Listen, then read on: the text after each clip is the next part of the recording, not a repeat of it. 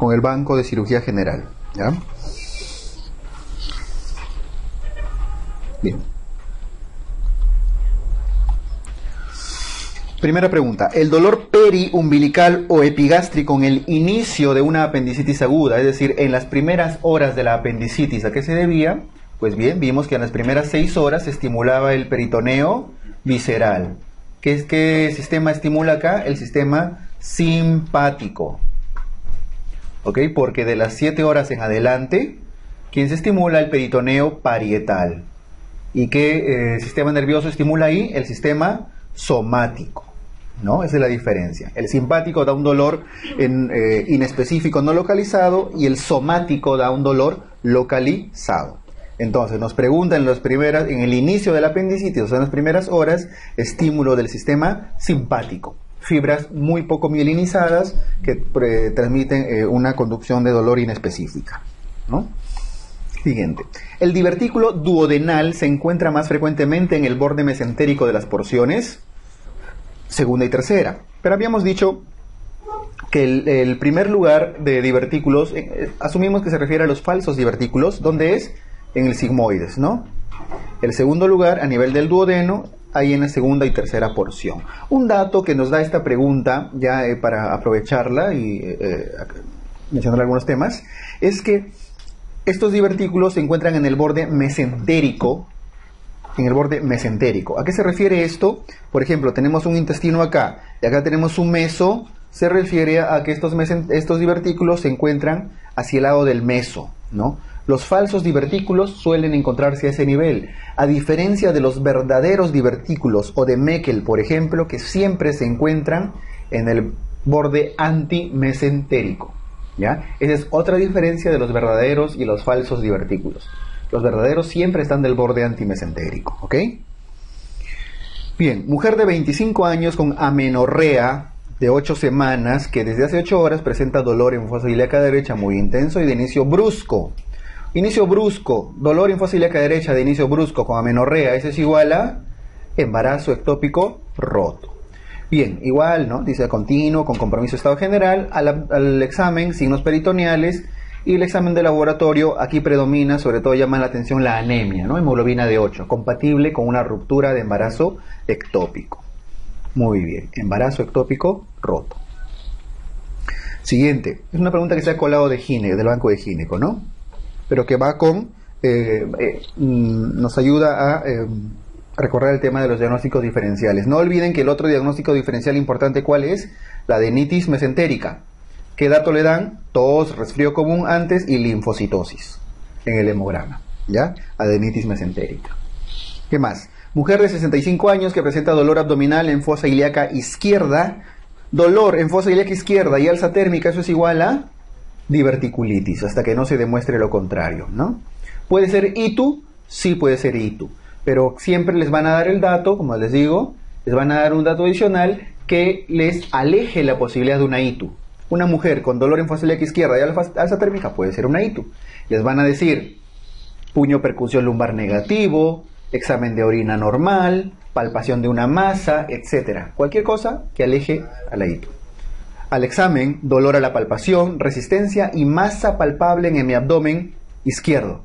Con eso ya no es una ITU, ¿no? Tomografía, absceso retroperitoneal. Según la clasificación de Hinchey, ¿qué es? Grado 2. En Hinchey 2 encontramos las masas palpables, en Hinchey 2 encontramos los abscesos retroperitoneales, los abscesos diseminados, ¿ya? Grado 3 y 4 ya son peritonitis. Muy bien. Siguiente. El dolor periumbilical o epigástrico al inicio de una apendicitis aguda se debe a, se está repitiendo, estímulo del sistema simpático, ¿no? Siguiente. Paciente de 72 años que acude a emergencia por hematoquesia, sangrado rectal. Durante la evaluación presenta hipotensión y shock hipovolémico. A ver, un sangrado, si la pregunta hubiera terminado acá, hematoquesia, paciente de 72 años que acude a emergencia por hematoquesia, ¿cuál sería la principal causa? Hemorroides, ¿no? Pero dice que presenta hipotensión y shock. Una hemorroides no va a sangrar tanto al punto de chocarlo. Eso tiene que ser una hemorragia masiva, ¿no? Entonces, y responde al tratamiento médico. ¿Cuál es la principal causa? Hemorragia diverticular del colon. o hemorragia diverticular simplemente. En segundo lugar, si no estuviera hemorragia diverticular del colon, ¿cuál sería? La E, malformación arteriovenosa, o también llamada angiodisplasia del colon, o intestinal, ¿no? Angiodisplasia intestinal. ¿Ok? La pregunta acá les da un dato adicional, dice, se coloca sonda nasogástrica no evidenciándose sangrado. ¿Para qué le colocan la sonda nasogástrica? Pues para descartar que no sea una hemorragia alta, ¿no? La hemorragia alta no siempre da pura melena. Cuando es masiva, no da tiempo de digerirse y puede haber hematoquesia de todas maneras. ¿Ya? Bien, paciente de sexo femenino con cuadro de dolor abdominal en cuadrante inferior izquierdo. Siempre que en el examen cuadrante inferior izquierdo, diverticulitis. Además presenta alza térmica y puño percusión lumbar negativo. Como ven, les van a dar el dato para descartar ITU. Siempre, siempre, siempre. ¿Ya? Entonces esto es una diverticulitis. Paciente con dolor en fosa ilíaca izquierda nuevamente. Y masa palpable. ¿Una ITU da masa palpable? Poco probable, ¿no? Quizá en una hidronefrosis. Pero dolor en fosa ilíaca izquierda y masa palpable, eso es igual a diverticulitis. Y dice con diagnóstico probable de diverticulitis aguda, ¿no? ¿Qué examen está contraindicado? Habíamos dicho que se contraindica la radiografía de colon con enema varitado. Pero no olviden que se puede hacer antes de las primeras 24 horas. En todo caso, si está contraindicado, ¿cuál es el examen de elección para diverticulitis? Tomografía, TAC, de elección. ¿Ok? Muy bien. Varón de 60 años con dolor abdominal cólico y desde hace 3 días se localiza en fosa ilíaca izquierda y flanco izquierdo. Dolor abdominal en fosa ilíaca izquierda y flanco izquierdo, ¿no? Eso es diverticulitis. Estreñimiento y malestar general, diverticulitis. Al examen, abdomen no distendido, dolor a la palpación superficial, ruidos hidroaéreos alejados y se esbozan signos peritoneales. Es una diverticulitis. Diagnóstico: diverticulitis no complicada. No complicada. ¿Cuál es el tratamiento quirúrgico de elección? Pues aquí nos dan puros procedimientos quirúrgicos, ¿no? No nos habla de ningún tratamiento médico ni de nada. En todo caso, en la diverticulitis termina haciéndose una resección intestinal. Y si está no complicada, puede hacerse una anastomosis. O puede hacerse si es que está complicada, hay que hacer una colostomía. ¿Nos habla acá de un caso de complicada? No, ¿verdad? Así que no se hace colostomía, ni siquiera en ASA, no colostomía, y no hay ninguna razón para hacer una colectomía total o hemicolectomía, nada de eso. Aquí nos queda solo una sigmoidectomía, que es una resección intestinal, ¿no? Lo correcto debió ser una sigmoidectomía más anastomosis, dado que es una diverticulitis no complicada, ¿no? Pero es la única que nos queda por descarte, porque colostomía no le vamos a hacer a una no complicada, ¿no? Sigmoidectomía más anastomosis, ¿ya? Un dato que hace que esta pregunta sea recontra mala pregunta es que no es compatible el diagnóstico que nos dan de diverticulitis no complicada ¿con qué cosa? Con el tiempo de evolución. 3 días de evolución. En 3 días esa diverticulitis debe estar en una peritonitis muy fea. Además dice que se esbozan signos peritoneales, ¿ya? Así que el cuadro clínico el encabezado de la pregunta no es nada compatible con el diagnóstico que nos dan al final, no complicada. Pero nos guiamos en base a eso y el tratamiento, el manejo sería una resección intestinal, sigmoidectomía más anastomosis. Ya, mucho cuidado con eso. Puede generar mucha confusión. Muy bien. En los pacientes ancianos que presentan cuadro de apendicitis aguda, ¿cuál de las siguientes alternativas se presenta con más frecuencia? Un dato respecto a los ancianos. Es más, los casos especiales de la apendicitis. Casos especiales principalmente niños, gestantes y ancianos. Como dice Jaime, dice abuelitos, ¿no? Los abuelitos. Niños, gestantes y ancianos. ¿Por qué los niños? Los niños, por una razón anatómica, tienen el epiplon corto. Al tener epiplon corto, el epiplon no migra a defender al apéndice, se perfora rapidito, una perforación precoz. Hacen peritonitis más rápido también, ¿no?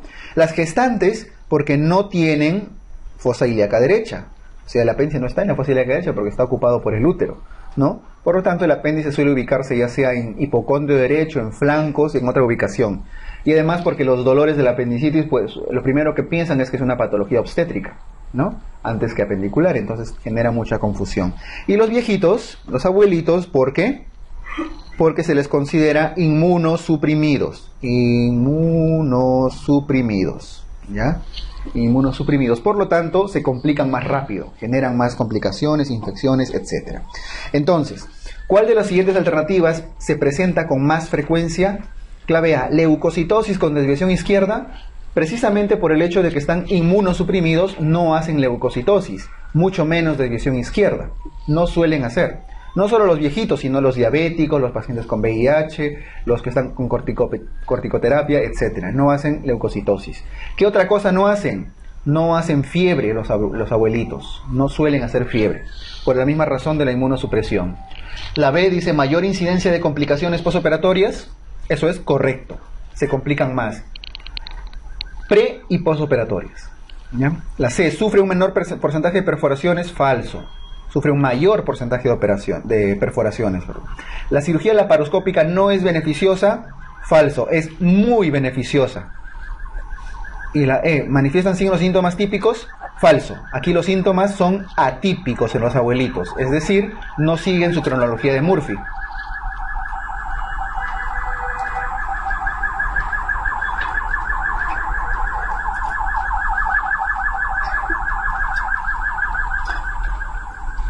No siguen cronología de Murphy. Primero pueden empezar con fiebre y al final el dolor. Aquí es bien raro, la sintomatología es atípica en los abuelitos, ¿ya? Bien, abuelito es igual a inmunosuprimido. Una de las principales características de la apendicectomía laparoscópica es, si bien tiene un montón de ventajas para CONAREME, para ASPEFAN, cuando habla de ventajas de la laparoscopía, siempre en el examen prioriza el menor dolor postoperatorio, ¿ya? Aun cuando ustedes digan que no, que cuesta menos al final, que menor tasa de infecciones, que esto, bla, bla, bla, bla, bla, igual lo que priorizan siempre es el menor dolor después de la cirugía, menor dolor postoperatorio. Aquí también, ¿cuál es el principal beneficio de la apendicectomía laparoscópica? Disminución del dolor postoperatorio. Además de disminución de las infecciones intrahospitalarias, menor estancia intrahospitalaria y a la larga menores costos. Pero el principal siempre es menos dolor. Lo cual realmente no es tan cierto, ¿no? Pero eso marcan en su examen, no se crucen. ¿Cuál es la conducta quirúrgica más recomendable a seguir en una apendicitis aguda con compromiso de la base apendicular? Si tiene compromiso de la base apendicular, jareta invaginante o en bolsa de tabaco, ¿no? La clave es C. Y la B, que dice apendicectomía a muñón libre, ¿cuándo se hace? Cuando la base apendicular está en buen estado, está ok. ¿Muy bien? Siguiente. Paciente de 68 años, ingresa a emergencia con cuadro de hemorragia digestiva baja masiva. Masiva. Si la pregunta termina ahí, ¿cuál es la principal causa? Hemorragia diverticular.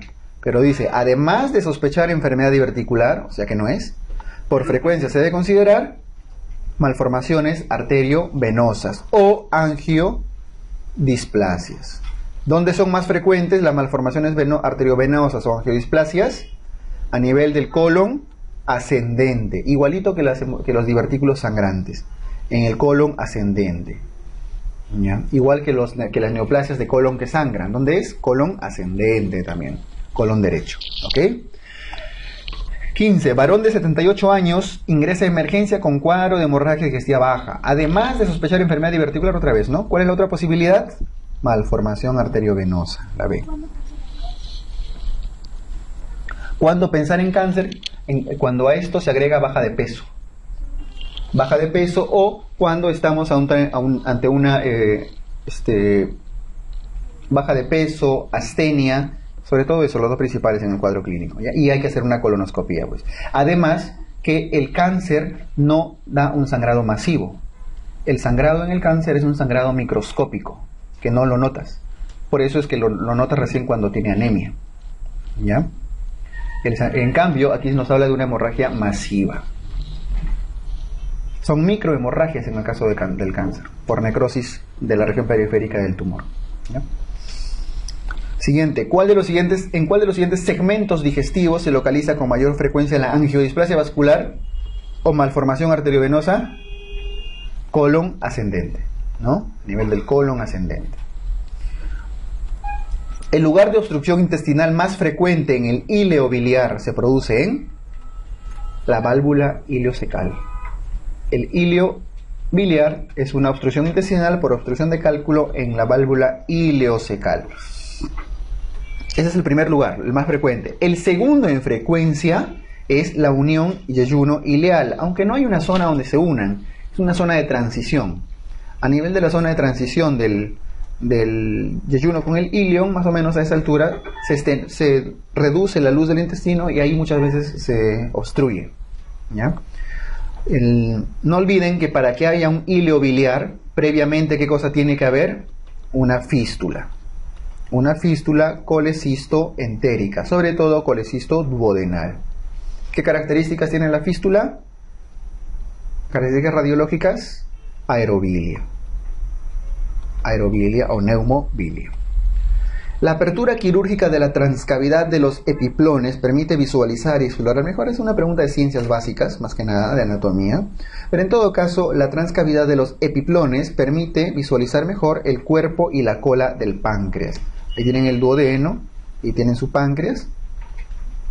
La cabeza es fácilmente accesible, pero el cuerpo y la cola están un poquito más lejos y eso ahí llegan a través de la transcavidad de los epiplones. ¿Y cómo entran a la transcavidad de los epiplones? ¿Cómo acceden ahí? A través del hiato de Winslow. A través del hiato de Winslow acceden a la transcavidad de los epiplones para explorar el cuerpo y cola de páncreas. Hernia de Spiegel. ¿Qué es la hernia de Spiegel?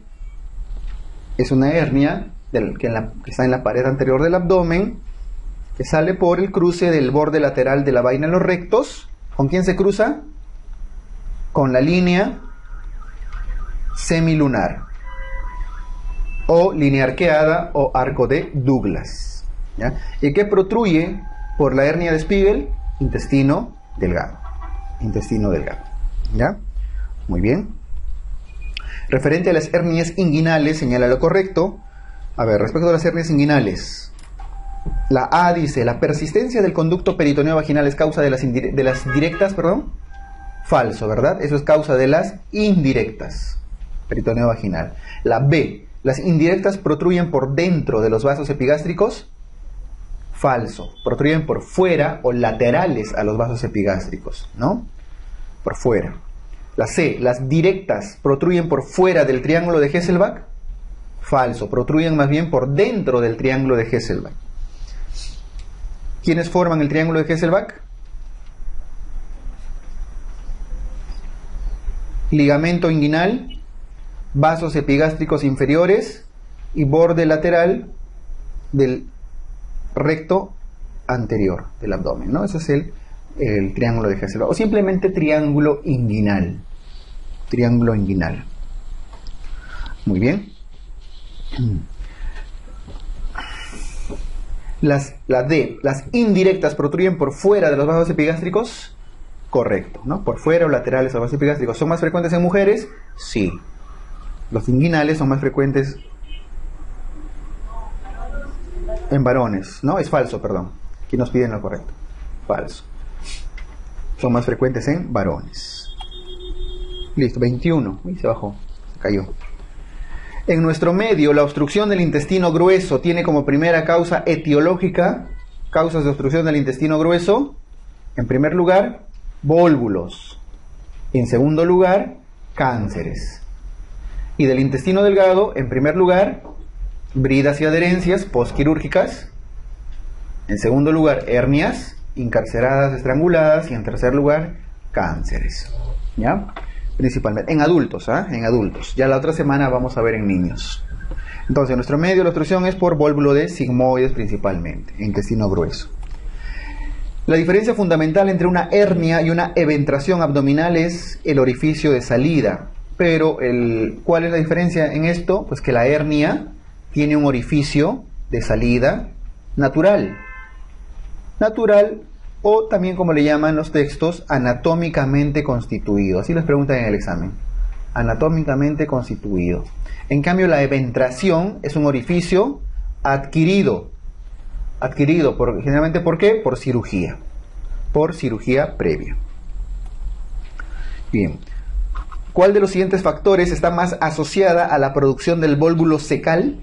Mucho cuidado, cecal del ciego, malrotación, ¿no? Mucho cuidado, porque si hubiera dicho simplemente del vólvulo, si la pregunta terminaba ahí, producción del vólvulo intestinal, por ejemplo, en general, la respuesta hubiera sido mesolargo, un mesenterio largo, pero aquí nos habla específicamente del ciego, y para que el ciego se volvule, tiene que haber previamente una malrotación intestinal, ¿ok? Bien. ¿Cuál de las siguientes causas de lesiones intrínsecas de tipo inflamatorio de la pared intestinal puede causar obstrucción? A ver, busquemos cuál es una lesión intrínseca y dice diverticulitis, pero veamos, la invaginación es una causa extrínseca, invaginación o intususcepción. La malrotación es extrínseca, las bridas y adherencias son extrínsecas, los abscesos, mucho cuidado, acá no dice pericólicos. Si dijera absceso pericólico, o sea, de la pared del intestino, si fuera intrínseco a la pared. Pero acá nos dice intraabdominales, o sea que está diseminado por ahí, está botado. Es por fuera del intestino. Entonces eso es extrínseco. La única intrínseca, acá nos queda una diverticulitis, sobre todo si hay absceso pericólico, y más aún nos dice de tipo inflamatorio. Es precisamente de tipo inflamatorio, ¿no? La clave D. ¿Cuál es el estudio de imagen de elección en un anciano con sospecha de apendicitis aguda plastronada? ¿Qué dijimos respecto al estudio del plastrón apendicular, de la masa apendicular o del absceso apendicular?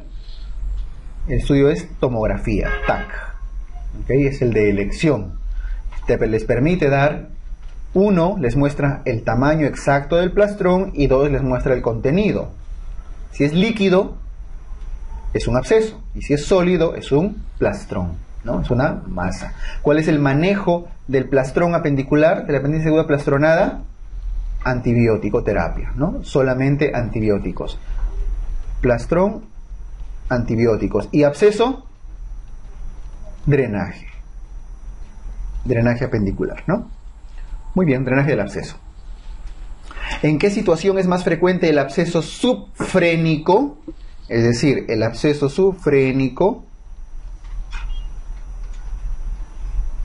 tiene su pulmón acá, tienen su diafragma y tienen su hígado acá, ¿no?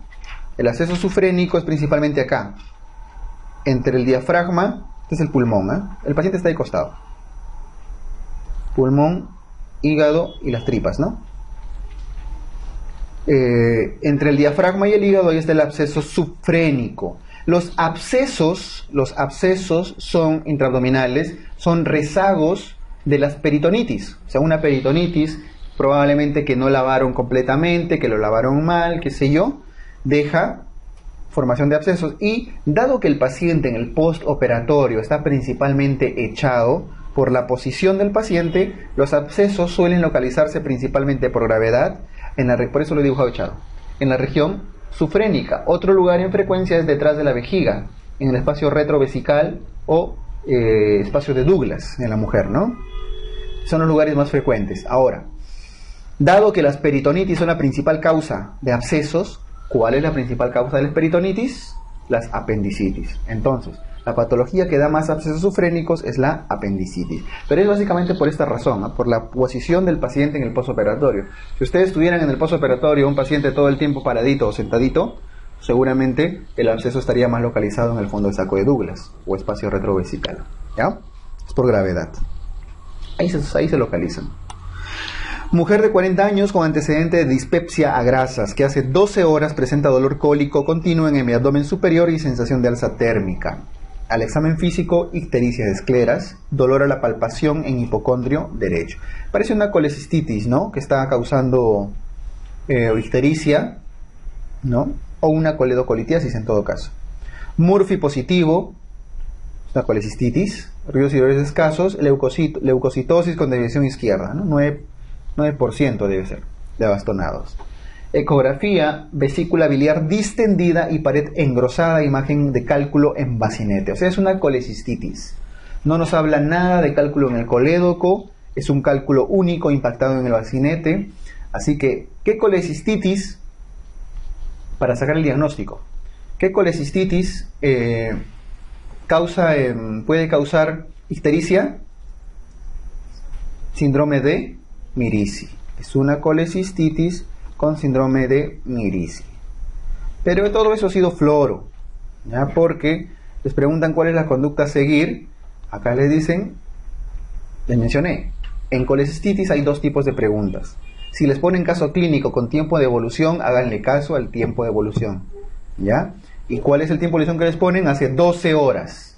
Si tiene, dijimos, menos de 72 horas de evolución, ¿qué cosa hacen?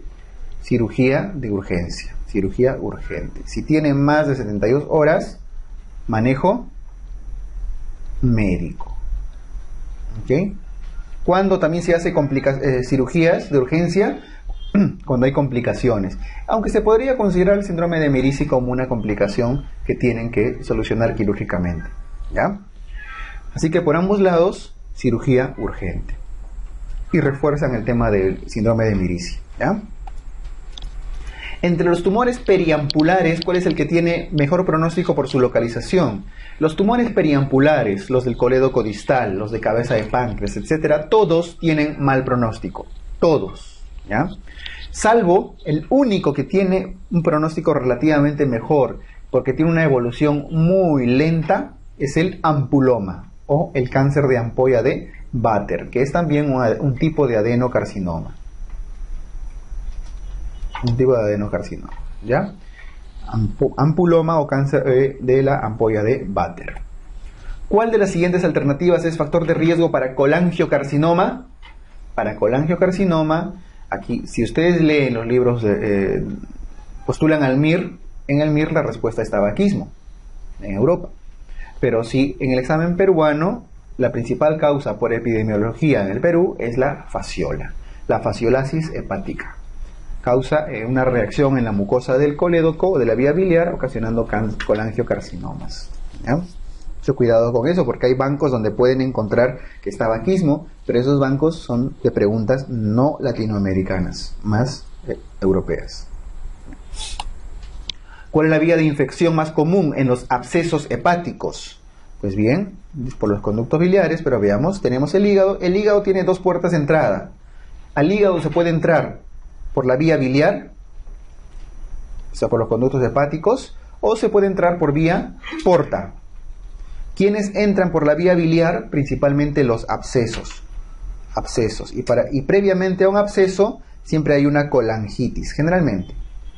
Para que haya un absceso, previamente hay una colangitis y eso entra por vía biliar. Por eso es la respuesta, por los conductos biliares. Lo que entra por vía porta, principalmente, son las metástasis. Las metástasis sí, con más frecuencia entran por vía porta. No se vayan a confundir por el hecho de que las pileflebitis o tromboflebitis portal, que son trombos sépticos, entran por vía portal. Eso es mucho menos frecuente. Ya, mucho menos frecuente que una colangitis o que una metástasis al hígado. ¿Ok? Bien. La causa más frecuente del absceso hepático piógeno, lo acabamos de decir, antes de un absceso, ¿qué suele haber? Una colangitis, ¿no? Los abscesos suelen ser secundarios a una colangitis. Muy bien. La causa más común de ictericia que acompaña a la colecistitis aguda es... Una colecistitis aguda, ¿tiene ictericia? Puede tener leve. ¿Hasta cuánto de bilirrubinas dijimos que puede tener máximo una colecistitis aguda? 3, ¿no? 3 miligramos por decilitro. Entonces, si es que aumenta de eso, si es que aumenta de 3 y ya empieza a haber una ictericia marcada en una colecistitis, hay dos cosas. O es coledocolitiasis o es síndrome de Mirici. Acá lo más frecuente es el síndrome de Mirici en colecistitis, ¿ya? Compresión extraluminal inflamatoria del colédoco. Síndrome de Mirici. Compresión extraluminal inflamatoria del colédoco por impactación del cálculo. Por impactación del cálculo en el bacinete. En el bacinete. ¿Ya? Muy bien. Seguimos. En relación con la colecistitis aguda, marque lo incorrecto, o sea, lo falso. ¿La ecografía es el estudio diagnóstico más usado? Correcto, ¿no? Verdadero. ¿Es el más útil? Correcto. ¿Es el más sensible? Correcto. ¿Es el más específico? Falso. ¿Cuál es el examen más específico para colecistitis? La gammagrafía o colecintigrafía biliar. Entonces, pero sí es el más usado, ¿no? Es correcto. La B, ¿el 95% está en relación con la litiasis biliar? Sí, hemos dicho que el 90-95% de las colecistitis agudas son litiásicas, ¿no? La C, ¿se puede presentar ictericia sin coledocolitiasis? Sí. ¿Cómo se llama eso? Síndrome de Mirici. O sea, es correcto. La D, ¿la colecistectomía de urgencia es el tratamiento de elección? Y con esto les refuerzo el concepto de cómo les suelen preguntar el manejo de la colecistitis, ¿no? Si les preguntan así, ¿cuál es el tratamiento de elección? No es el manejo quirúrgico, es el tratamiento médico. A menos que les pongan un caso clínico con tiempo de evolución, que ya es distinto, ¿ya? Entonces, la colecistectomía de urgencia es el tratamiento de elección, falso. ¿Cuál es el tratamiento de elección? El manejo médico, ¿no? Manejo del dolor, manejo antibiótico. La forma, esa es la falsa. ¿La forma gangrenosa es más frecuente en diabéticos? Sí, la forma gangrenosa es lo mismo que la forma enfisematosa, menos del 1%, es más frecuente en diabéticos. ¿Y quién está involucrado? El Clostridium perfringens. Muy bien. Siguiente. En un paciente con diagnóstico de colangitis aguda por cálculo coledociano, la mejor opción de tratamiento es... ¿Cuál es la mejor opción de tratamiento? ¿Qué opciones de tratamiento tenemos en colangitis? Depende, ¿no? Dijimos si era Tokio 1, Tokio 2 o Tokio 3.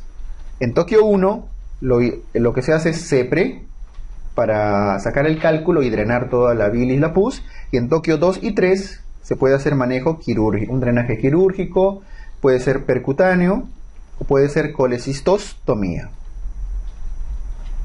O sea, abocar la vesícula hacia afuera para que drene la bilis, ¿no? Pero en todo caso, no nos hablan acá de un paciente en mal estado ni de nada de eso.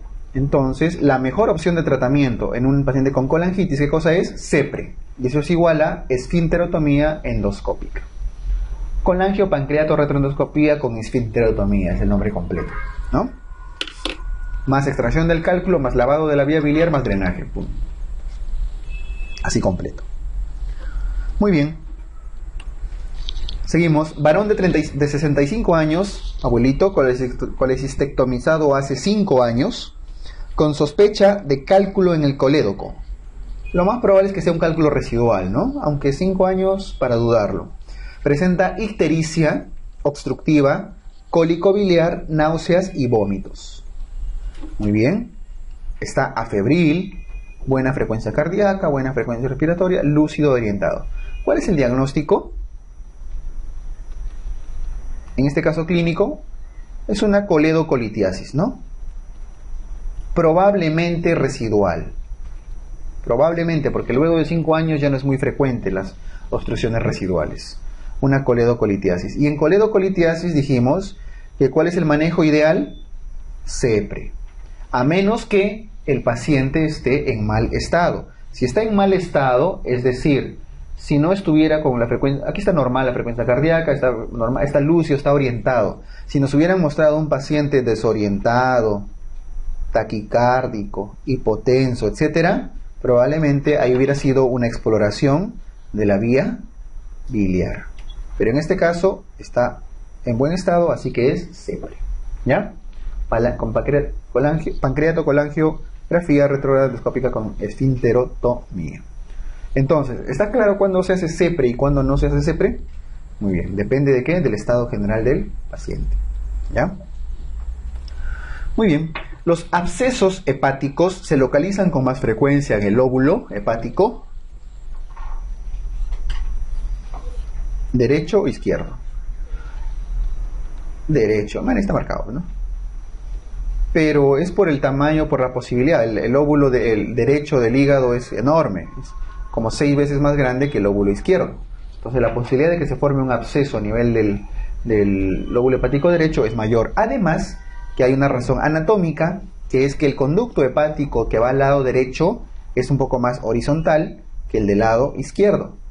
Entonces, es más fácil que los gérmenes entren ahí que está más cerquita, a que tengan que ascender contra la gravedad, ¿no es cierto? Es un poco más posible, por razones anatómicas y bueno, del tamaño del lóbulo. Es más frecuente en el lado derecho. Lóbulo, aquí no es segmentos ni sectores, que lo vamos a ver más adelante. 37. Si un paciente desarrolla cálculos en la vía biliar principal asociado a cuadro de hemólisis, ¿cuál es el tipo de cálculo más probable? Pigmentarios negros, ¿no? Los cálculos, ocasionados por hemólisis son los pigmentarios negros. La A dice mixtos de colesterol, ¿eso dónde se forman? En la vesícula. Y la D dice pigmentarios marrones, ¿eso dónde se forma? En el colédoco. Muy bien. Muy bien. Siguiente, la localización más frecuente del tumor carcinoide. ¿Dónde están los tumores carcinoides más frecuentemente? Ahora sí, en el ileum. En el ileum. Está marcado. Y en segundo lugar, no es apéndice. Era el apéndice hasta hace como 15 años. Ya está demostrado que se encuentran más tumores carcinoides en el ileum. Y en segundo lugar es en el recto. Y recién en tercer lugar aparece el apéndice. Esto tiene que ver, ahora los que tienen dudas, que no han estado en el anual, pues al final si quieren se quedan y les muestro el up to date, ¿ya? Está demostrado, es en el ileum. No confundan con cuál es el tumor maligno más frecuente del apéndice. El tumor maligno más frecuente del apéndice, ahí sí es el tumor carcinoide. Pero ¿dónde está más localizado el tumor carcinoide? Es en el ileum. Es un tumor de muy lenta evolución, y como es de muy lenta evolución, antes solamente es asintomático. Nos vamos a morir muchos de nosotros con nuestro tumor maligno ahí metido, nuestro tumor carcinoide, ¿ya? Entonces no se solían diagnosticar a menos que haya una apendicectomía por apendicitis. Y de casualidad se encuentran ahí tumores carcinoides. Pero ahora ya está mejor estudiado todo, así que es en el ileum. El tumor carcinoide es un tumor productor de ¿qué cosa? De serotonina, ¿no? O sea, es un tumor serotoninérgico, ¿no? Que ocasiona un síndrome serotoninérgico. ¿Y cuál es ese síndrome serotoninérgico? ¿Qué características da? Diarreas, taquicardia, rubor, etcétera. Todo lo que ustedes ya saben por neuro, ¿no? ¿Y cuál es el estudio que se realiza, el estudio de laboratorio para diagnóstico de tumor carcinoide? Dosaje en pichi de 5-hidroxiindolacético en orina, ¿no? 5-hidroxiindolacético en orina, no en sangre, ¿Es el diagnóstico de elección? ¿Es el gold standard? No, nada en tumores supera a la biopsia, ¿ya? Pero ayuda. Esto con su tomografía positiva ya hacen una biopsia programada, ¿no? Bien. La escuela japonesa ha dividido la diseminación ganglionar del cáncer gástrico en 4 niveles. El segundo nivel se encuentran comprendidos los grupos ganglionares. Aquí tienen que acordarse sobre todo los del nivel 1 y los del nivel 2, ¿ya? Los del nivel 1 van del 1 al 6. Y los del nivel 2 van del 7 al 11 según los japonesitos. Y según los americanos van hasta el 12. Pero nosotros le creemos más a los japoneses. Además la pregunta es por la escuela japonesa, ¿no? Tenemos una debilidad por los japoneses, ¿no? Y japonesas. Por eso tienen que estudiar, como dice Poppy. Siempre que estoy deprimido, sí, cuando estoy decaído, voy al video, al debate de Alan con Poppy. ¿Sí? Entonces me sube el ánimo. Bueno, un pueblo educado no lo engaña a una japonesa ni un charlatán. Bueno, los del nivel 1 al 6. Los del nivel 1 al 6 son estos, ¿no? Los paracardiales. El nivel 1 es el paracardial derecho, el nivel 2 paracardial izquierdo, el nivel 3 de la curvatura menor, el nivel 4 de la curvatura mayor, el nivel 5 suprapilórico y el nivel 6 infrapilórico. ¿Ya? Son los 6 niveles bien facilito, ¿no? Esos son los 6 primeros grupos, perdón. los 6 primeros grupos del primer nivel. En cambio, en el segundo nivel vienen los siguientes, y eso tiene que ver con, lo borro, tiene que ver con las ramas del tronco celíaco, ¿ya?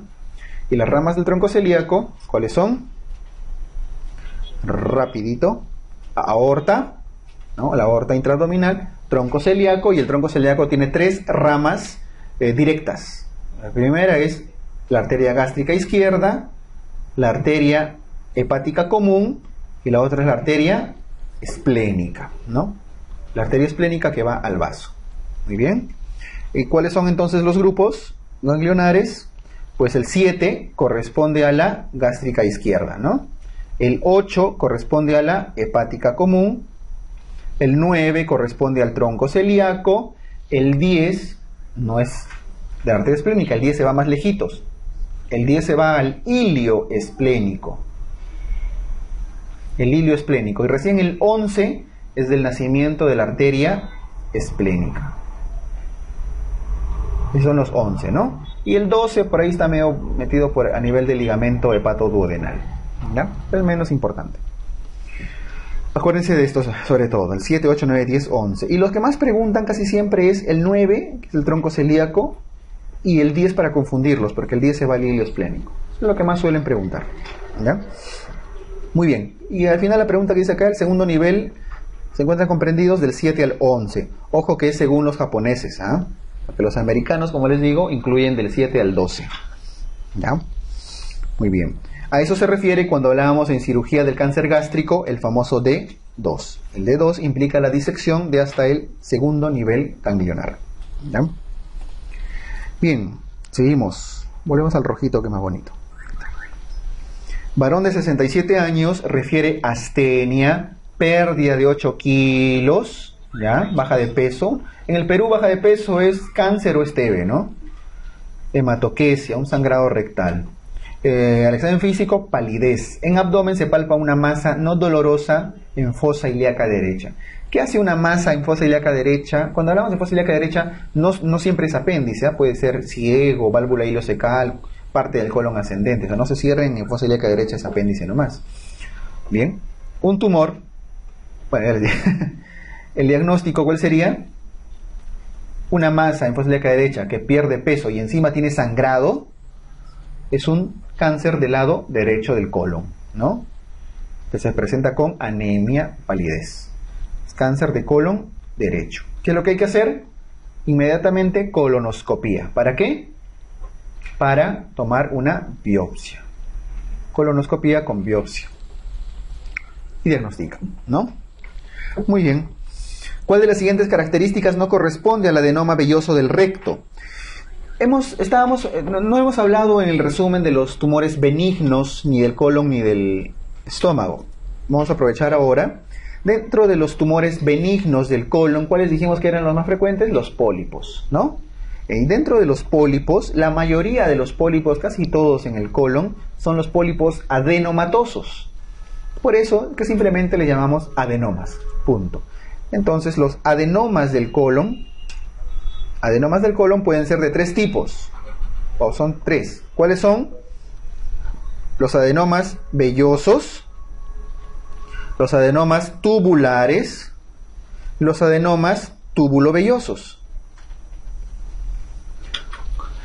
Los vellosos nos interesan, ¿por qué? Primero porque se malignizan, tienen un alto grado de malignización, ¿ya? En cambio los tubulares no suelen malignizar, son bastante benignos, son bonitos. Y los tubulovellosos malignizan con cierta frecuencia, pero no tanto como los vellosos, ¿ya? Muy bien. ¿Por qué otra cosa nos interesan los vellosos? Porque son muy secretores. ¿Y qué secretan? Agua. ¿Qué secretan? Sodio. ¿Qué secretan? Potasio. ¿Qué secretan? Cloro. Causan sangrado. Es decir, un adenoma velloso del colon ocasiona diarrea con moco con sangre. Diarrea con moco con sangre causa hipocalemia, hiponatremia, hipocloremia, hipotodo, ¿ya? Y deshidratación, obviamente. Entonces, la 41 dice, ¿cuál de las siguientes características no corresponde al adenoma velloso del recto? ¿Causa hipocloremia? Sí causa, ¿no? Secreta todo.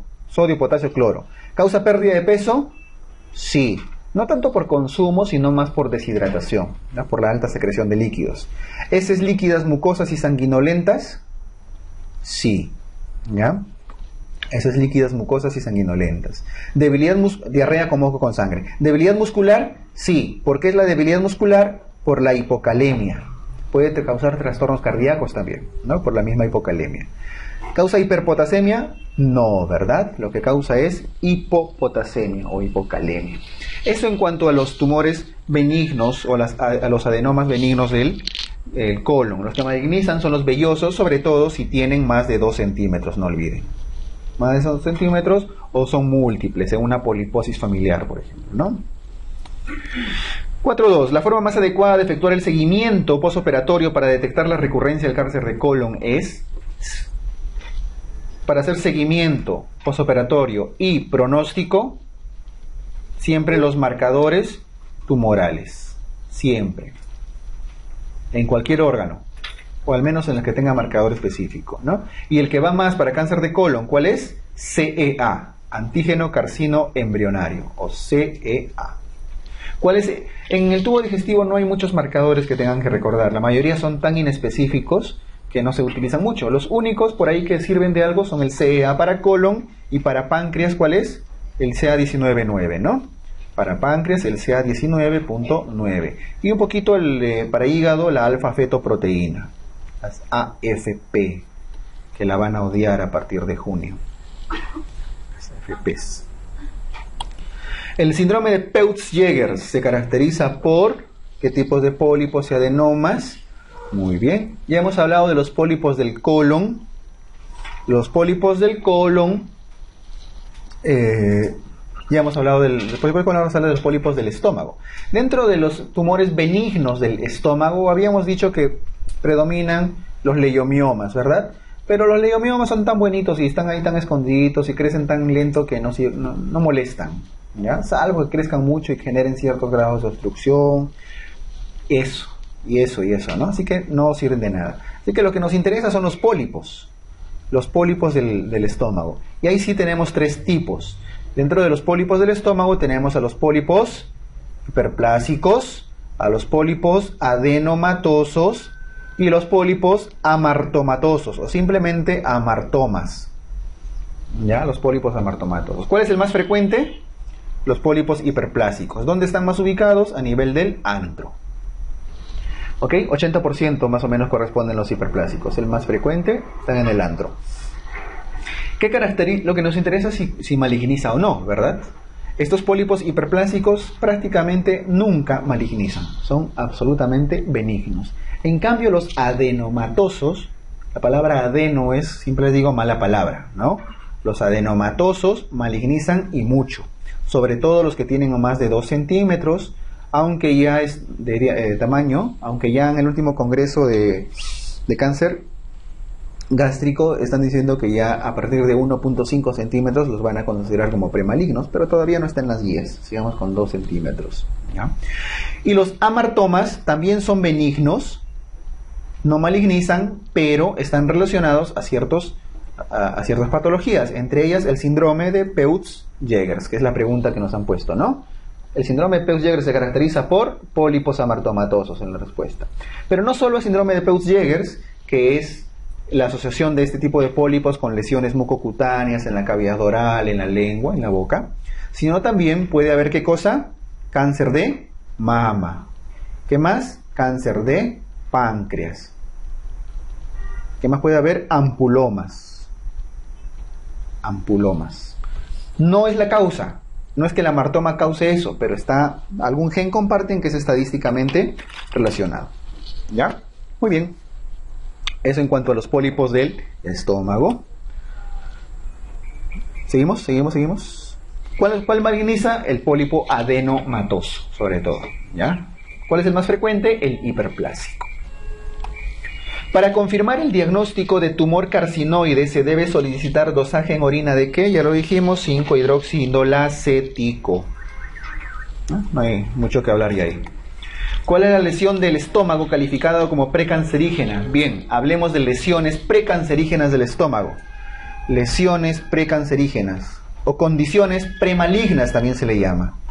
Condiciones premalignas en estómago, en cáncer, en el estómago, ¿no? La primera, por su importancia o porque ya se le considera un pre-cáncer, así con mayúsculas, ¿cuál es? La gastritis crónica atrófica. No es la superficial, sino la atrófica. En segundo lugar, la presencia de pólipos adenomatosos, que hemos hablado hace un ratito. Los pólipos adenomatosos, sobre todo los que tienen más de 2 centímetros.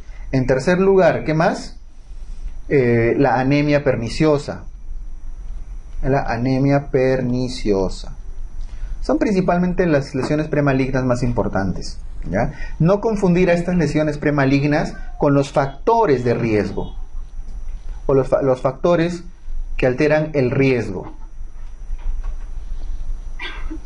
¿Cuáles aumentan el riesgo? No es lo mismo un factor que aumenta el riesgo a una lesión premaligna, ¿ya? Dentro de los factores que aumentan el riesgo tenemos a la cabeza el antecedente familiar. Mi papá tuvo cáncer, uy, ya pues, ¿no? Hay que estar chequeadito. ¿Qué más? Los que más aumenta el riesgo, chinitos, ¿no? Chinitos japonesitos, grupo sanguíneo tipo A. ¿Qué más? Las infecciones por Helicobacter pylori, el antecedente de úlceras gastroduodenales. ¿Qué más? Las gastrectomías previas, pero no las gastrectomías por cirugía bariátrica, sino la gastrectomía por úlceras. ¿Qué más? Dentro de la dieta, ¿qué aumenta el riesgo? El consumo de sal, el consumo de tabaco, el consumo de alcohol, el consumo de nitritos, nitratos, nitrosaminas, que están en las parrillitas y en las carnes ahumadas. Nitritos, nitratos, nitrosaminas, ¿ya? Todo eso aumenta el riesgo de cáncer gástrico. ¿Y quién lo disminuye? Lamentablemente son pocas cositas, ¿no? Lo que está demostrado que disminuye. ¿Cuál disminuye el riesgo? En la dieta, sobre todo el consumo de antioxidantes, ¿no? Frutas, verduras, etcétera. Pero lo que les interesa para el examen es la aspirina. El ácido acetil salicílico, ¿no? Está demostrado que no solo tiene protección cardiovascular, sino protección contra cáncer gástrico. La aspirina. Muy bien. Eso. Ok. Bueno, ¿qué nos preguntaron? ¿Cuál es la lesión del estómago calificada como precancerígena? Aquí tienen dos opciones. La B, pólipo adenomatoso, y la E, gastritis crónica atrófica. ¿Pero por qué marcar la E? Primero porque tiene mayor posibilidad de malignizarse. Además que en la B, no todo pólipo adenomatoso va a malignizar. Tendría que ser mayor a 2 centímetros o ser múltiples, ¿ya? No porque sea pólipo adenomatoso tiene alto riesgo, tiene que ser grandecito, ¿ya? Ok. Indique cuál de los siguientes criterios sobre cáncer de colon y recto es falso. La A. Su localización de las metástasis hepáticas es por vía de la vena cava. ¿Se llega al hígado por vena cava? No, ¿verdad? Se llega por vía porta. Así que eso es falso. Eso es la clave. Pero veamos qué dice más abajo. El síndrome de Gardner está asociado a poliposis crónica familiar. Eso es correcto. De hecho, al síndrome de poliposis crónica familiar se le llama síndrome de Gardner. ¿Ocupa uno de los primeros lugares en incidencia de neoplasias? Sí. ¿En el ciego y colon derecho tiene un 20% de incidencia? Sí, porque el otro 80%, o sea la mayoría, está en el colon izquierdo, a nivel del sigmoides, colon descendente, ¿no? En el sigmoides, los tumores son de tipo anulares estenosantes, o sea, obstructivos. Sí, ¿no? En mi colon izquierdo, obstrucción, correcto. Muy bien, clave A. Marque lo correcto en los siguientes conceptos sobre cáncer de colon y recto.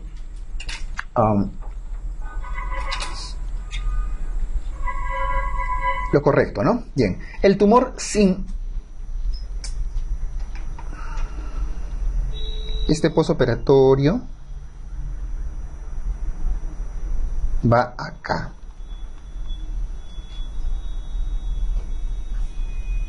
A, B, C, D, E, ¿no? ¿Qué habrá pasado? El tumor sincrónico del colon aparece después de la cirugía, falso, ¿no? Justamente, si es sincrónico, está sincronizado, aparecen al mismo tiempo, no aparece después. Lo que aparece después de cirugía son los metacrónicos o los anacrónicos, ¿ya? Eso es falso. La fibrocolonoscopía tiene valor limitado en el diagnóstico, falso. ¿Por qué? Porque tiene mucho valor, porque les permite tomar la biopsia, ¿ya? En el diagnóstico de cáncer de colon. La C, el antígeno CEA, ¿tiene mayor utilidad en el control postoperatorio? Correcto, ¿no? La D, el antígeno carcinoma embrionario es 100% específico para cáncer de colon. Falso. Ningún marcador es 100% específico para ningún órgano, ni siquiera el PSA de próstata, ninguno, ¿ya? El CEA también puede elevarse en cáncer gástrico, en cáncer de páncreas y en muchos más. La obstrucción del colon derecho por el tumor es muy frecuente. Falso, ¿no? En colon derecho es básicamente el sangrado. O sea, aquí lo correcto es la C. El tumor sincrónico se da al mismo tiempo, ni antes ni después. Por eso su palabra lo dice, sincrónico, sincronizado. Cuando tú sincronizas... Ah, por supuesto, antes de la cirugía, sí, al mismo tiempo con el otro tumor. Es que te aparece, por ejemplo, un tumor del lado derecho del colon y otro del lado izquierdo, al mismo tiempo, ¿no? Y luego planifica la cirugía. Bueno, una colectomía total, ¿no? Anacrónicos, sí, anacrónicos, o metacrónicos. Sí. 48. Actualmente el tratamiento del carcinoma epidermoide del canal anal es tratamiento del cáncer de ano. Dijimos, idealmente quimioterapia con radioterapia inicial combinado, ¿no? Al inicio. ¿Por cuánto? Por 40 días. Si es que fracasa el tratamiento de quimio y radio, recién se hace, si es que fracasa, se hace cirugía. Y la cirugía del cáncer de ano, no solo el cáncer de ano, sino también del tercio inferior del recto, ¿qué se hace? Resección abdomino-perineal. Resección abdomino-perineal, ¿ya? Muy bien. Paciente con gastritis crónica atrófica, más anemia perniciosa, más pólipo gástrico adenomatoso más de 2 centímetros, más nieto de su abuelito tuvo cáncer y grupo sanguíneo tipo A, está relacionado con adenocarcinoma gástrico. Todas son lesiones premalignas, condiciones premalignas. O sea, este paciente es salado, ¿no? Tiene todo. Adenocarcinoma gástrico. Muy bien. Una de las características clínicas del cáncer de colon derecho, que sirve como elemento clínico de sospecha de enfermedad, es cáncer de colon derecho, es sangre, sangrado.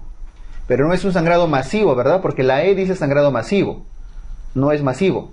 Es un sangrado microscópico, que a la larga, después de años de evolución, que da anemia crónica, ¿no? Muy bien. La cirugía moderna del cáncer gástrico tiene fundamento en la disección de los diferentes tejidos ganglionares. La extirpación del grupo 9 corresponde a...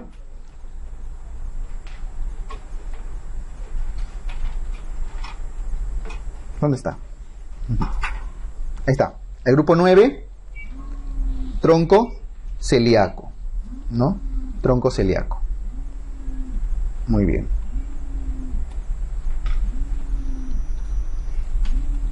El tratamiento paliativo más adecuado en cáncer de cabeza de páncreas es...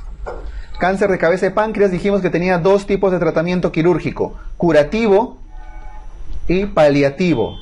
Los curativos tienen que ver con la operación de Whipple. ¿En qué consiste la operación de Whipple? Es una pancreato-duodenectomía más Y de Rux, más Y de Rux. En cambio, las paliativas tienen 2 objetivos: drenaje de bilis y alimentación. El drenaje de bilis básicamente por derivaciones biliodigestivas, y para alimentarlo puede ser una yeyunostomía o puede ser una gastroyeyunostomía.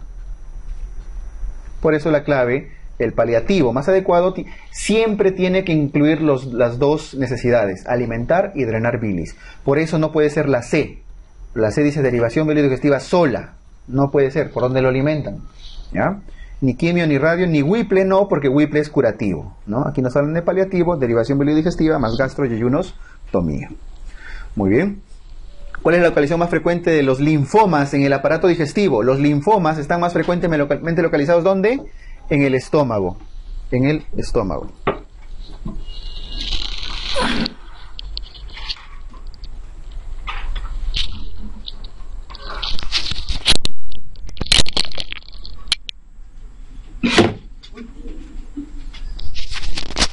La localización más frecuente de los linfomas en el aparato digestivo es el estómago, ¿no? Sobre todo, ¿qué tipo de linfomas? Hodgkin, ¿no? Tipo Maltz. ¿Qué característica tienen los linfomas del estómago? Es que a diferencia de los adenocarcinomas, que hemos dicho que quimioterapia con cirugía, gastrectomía subtotal, etcétera, los linfomas solamente requieren quimioterapia. Con quimioterapia tienen un muy buen pronóstico, ¿ya? La mayoría. Muy bien. No requieren cirugía. Varón de 55 años con antecedente de gastrectomía total. Gastrectomía total por cáncer de estómago. ¿Cuál es la complicación más frecuente que puede presentar a largo plazo? Anemia megaloblástica. ¿Por qué? Al haberle resecado todo el estómago, ya no hay secreción de ¿qué cosa? De factor intrínseco. Por lo tanto, anemia megaloblástica, ¿no? La D dice síndrome de Wilkie. ¿Qué es el síndrome de Wilkie? No le dijimos en el repaso. Es la disminución del ángulo aorto-mesentérico. Esta es una vista lateral de la aorta con su rama, la arteria mesentérica. Y entre la aorta y la mesentérica pasan el duodeno, el páncreas, la vena renal, ¿no? En diferentes situaciones, como en disminuciones bruscas de peso, usos de corsés, qué sé yo, la aorta y la vena mesentérica disminuye su ángulo. Por lo tanto, el duodeno queda ahí ajustado, causa obstrucción, entre otras cosas, por la obstrucción del páncreas y de la vena renal, nos interesa la obstrucción del duodeno. Entonces, el síndrome de Wilkie es obstrucción duodenal por disminución brusca del ángulo aorto-mesentérico, ¿ya? Muy bien. En un paciente con antecedente familiar de cáncer de colon, ¿a partir de qué edad se debería realizar la primera colonoscopía? La colonoscopía se realiza, dependiendo de la guía que revisen, entre los 45 y 50 años. La primera colonoscopía de rutina, como parte del chequeo médico. Ahí puede variar entre 45 y 50. Sin embargo, si es que en lo que sí están completamente de acuerdo todos, es que si hay antecedente familiar de cáncer de colon, la colonoscopía tiene que adelantarse. ¿Hasta cuándo? A los 40 años. ¿Ya? Se adelanta a los 40 años cuando hay antecedente familiar. ¿Ok? Cuando hay antecedente familiar. Muy bien. Seguimos. ¿Con qué fármaco de los siguientes se disminuye el riesgo cardiovascular y el riesgo de cáncer gastrointestinal? ¿Cuál es? La aspirina, ¿no? Ya lo mencionamos hace un ratito. La aspirina. ¿Dónde se localiza la tumoración de una hernia crural? Cambiamos de temas. Hernia crural por debajo del ligamento inguinal. ¿Y las hernias inguinales por dónde son? Por arriba del ligamento inguinal. En la A dice, por fuera de los vasos epigástricos. ¿Quién está por fuera de los vasos epigástricos? Hernia inguinal indirecta. Por dentro del triángulo de Hesselbach, hernia inguinal directa. Por la pared posterior del canal inguinal, hernia inguinal directa. Por el anillo inguinal profundo, hernia inguinal indirecta. ¿No? Muy bien. ¿Cuál es la causa más frecuente de ventración abdominal? En realidad ninguna de estas es causa. Ninguna. Porque la causa de ventración, ¿cuál es? Cirugía previa. ¿No? Lo que son estos son factores de riesgo. Bueno, no todos, ¿no? En todo caso, la pregunta sería ¿cuál es el factor de riesgo más importante o el más frecuente? ¿La diabetes es factor de riesgo? Sí. ¿La edad avanzada? Sí. ¿El hipotiroidismo? Sí.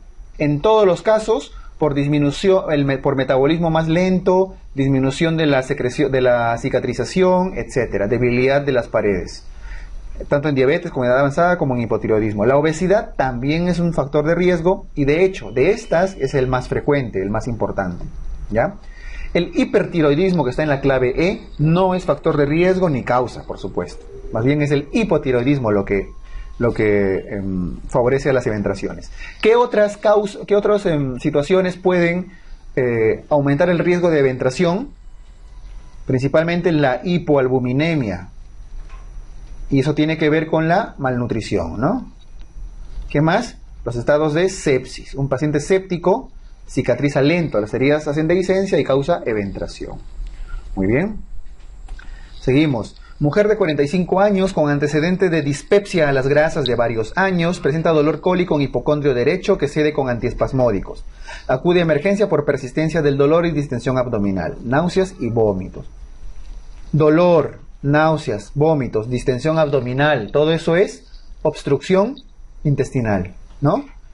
Con antecedente de una colecistitis aparentemente, tiene dispepsia, grasas, etc. Dolor en hipocondrio derecho, ¿no? Radiografía de abdomen, aerobilia. Asas del gas dilatadas y niveles hidroaéreos. Eso es parte de la triada de, ¿qué cosa? Del íleo biliar, ¿no? El íleo biliar, que es una obstrucción intestinal por obstrucción en la impactación en la válvula ileocecal. No olviden que la triada del íleo biliar comprende la aerobilia, los niveles hidroaéreos y un tercer factor que no está acá, que es la radioopacidad en la fosa ilíaca derecha, ¿no? Muy bien. Multípara de 42 años, mujer. Multípara de 42 años, dado que las respuestas son todas hernias, una multípara de 42 años, ¿qué presenta? Una hernia crural o una hernia umbilical, ¿no? Es básicamente lo más frecuente. Presenta vómitos, distensión abdominal, está obstruida, ¿no? Al examen físico, tumoración dolorosa en la región inguinocrural por debajo del ligamento iliopubiano. ¿Qué es el ligamento iliopubiano? El ligamento inguinal, ¿no? Una tumoración debajo del ligamento inguinal, ¿cuál es el diagnóstico? Hernia crural. Esa es la clave. De hecho está incompleta porque debería ser una obstrucción intestinal por hernia crural, o en todo caso una hernia crural encarcerada, que ya le está ocasionando obstrucción, ¿verdad? Pero bueno, basta con hernia crural. Y el dato es que es debajo del ligamento iliopubiano, ¿ya? ¿En cuál de las siguientes hernias el dolor es el síntoma más característico? Epigástrica, ¿no? En todas las demás, el síntoma es la palpación, la presencia de la masa. ¿Cuál es el trastorno hidroelectrolítico y ácido base más frecuente en la obstrucción intestinal proximal? Entiéndase por proximal, la obstrucción intestinal alta. ¿Cuál es lo más frecuente? Pues en las altas, ¿cuál es? Alcalosis metabólica, ¿no? Alcalosis metabólica más hipocloremia más hipocalemia. Esa es la característica de las obstrucciones altas. En cambio, en las obstrucciones bajas, ¿qué cosa suele haber? Acidosis con hiponatremia, salud, con hiponatremia en este caso. ¿Ya? Las altas, alcalosis con hipocloremia, hipocloremia, y las bajas, acidosis con hiponatremia. ¿Qué nos preguntan por las altas? ¿Cuál es? La E, ¿verdad? Hipopotasemia con alcalosis metabólica. ¿Y qué le falta? Más hipocloremia. ¿Cuál es el ejemplo típico de lo más frecuente de esta característica metabólica? La estenosis hipertrófica de píloro, que lo vamos a ver la otra semana. ¿Ya? Muy bien. La pseudoobstrucción del colon con dilatación masiva sin una obstrucción mecánica, o sea, no hay obstrucción mecánica, o sea, no hay nada para operar, es una obstrucción médica seguramente. Se observa con mayor frecuencia en pacientes hospitalizados y se relaciona con el uso sostenido de narcóticos, ¿no? Es cuando la enfermera se aburre de los abuelitos y a todos les da su haloperidol, ¿no? O su midazolam para que descanse ella, ¿no? Ustedes le toman una radiografía, estos abuelitos pueden estar distendidos, pueden incluso estar vomitando, le toman una placa a niveles hidroaéreos y todo, ¿no? Pero le suspenden los narcóticos, y una característica particular de este íleo, de los íleos adinámicos, así se llama esto, de los íleos o íleo adinámico, es que cede aproximadamente en 48 horas. Ustedes le retiran los fármacos, esperan 48 horas y remiten, ¿ya? El ilio metabólico también, después de 48 horas suele recuperarse. El ilio posoperatorio también. Mujer de 82 años con vómitos verdosos, distensión abdominal, ausencia de flatos y deposiciones, fiebre. Está obstruida, ¿no? Es una abuelita que está obstruida. Vómitos, distensión, ausencia de deposiciones. Examen, Abdomen con ruidos intestinales de timbre metálico, está obstruida. Distendida, está obstruida. Dolorosa la palpación superficial y profunda, está obstruida. En la región inguinal derecha se palpa tumoración inguinal no reductible y muy dolorosa la palpación. Es una hernia inguinal, ¿no? No dice debajo del ligamento inguinal, así que no es crural. Es una hernia inguinal que puede estar encarcerada, puede estar estrangulada. Ya las encarceradas también obstruyen, ¿no? Puede estar encarcerada. Para que esté estrangulada necesitamos algunos datos más. Si bien ese muy doloroso puede significar una estrangulación, necesitaríamos el dato de... hay alza térmica, ¿no? Sí. Hay alza térmica. El mucho dolor con la asociación de fiebre ya nos muestra que el intestino está sufriendo. Entonces eso es una hernia inguinal estrangulada, ¿ya? O sea, la clave sería la C, pero nos da más datos. Aquí la clave que resume más el caso clínico es una obstrucción intestinal. O sea, esta hernia inguinal está causando una obstrucción. Y lo que describe más este diagnóstico es obstrucción intestinal por hernia complicada en todo caso, ¿no? Que es lo mismo que una estrangulada encarcerada. Muy bien. Lo que quiero que saquen de esta pregunta para su examen es que la hernia es encarcerada si es que no se puede reducir. Y es estrangulada también si es que no reduce, pero además hay datos que les van a decir: fiebre, mucho dolor, leucocitosis, ¿qué más? Coloración violácea de la piel. Coloración violácea, verde, negra, azul, ¿ya? Esos datos les van a dar cuando les quieren hablar de estrangulamiento, compromiso vascular. En ambos casos puede haber obstrucción intestinal, no solo en la estrangulada. Me he dado cuenta que tienen ese concepto de que solo las estranguladas obstruyen. No, ambos pueden obstruir. Pero además de la obstrucción, puede haber compromiso vascular de ese segmento, ¿no? 6.5. Mujer de 55 años presenta tumoración dolorosa en la región inguinocrural derecha. Hace unas semanas se exacerba con los esfuerzos. Limitación a la flexión de la cadera. Al examen físico, quejumbrosa, signos digitales estables. Tumoración inferior al ligamento inguinal. Hasta debajo del ligamento inguinal. Diagnóstico: hernia crural, ¿no? Parcialmente reductible. Si es parcial es porque no se puede reducir completo, ¿no? O sea que es irreductible. Una hernia crural que no se puede reducir. Puede ser estrangulada o puede ser encarcerada, ¿no es cierto? Por lo menos está encarcerado. Vamos a ver si está estrangulado. ¿Nos dan algún dato de estrangulamiento? No, ¿verdad? No nos habla de fiebre. No nos habla de leucocitos normales. No hay leucocitosis.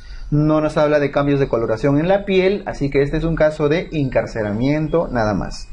Hernia crural encarcerada o encarcelada también le dicen, ¿no? Muy bien. Varón de 24 años acude a emergencia por presentar desde hace una semana dolor abdominal tipo cólico que se asocia a distensión abdominal. Está obstruido. 4 días antes presentó vómitos de aspecto bilioso, malestar general y estreñimiento. Al examen, cicatriz de cirugía anterior en mesogastrio. ¿Qué exámenes solicita para confirmar el diagnóstico? Es un obstruido en un posoperado. ¿Cuál es el diagnóstico? Obstrucción por bridas y adherencias, ¿no?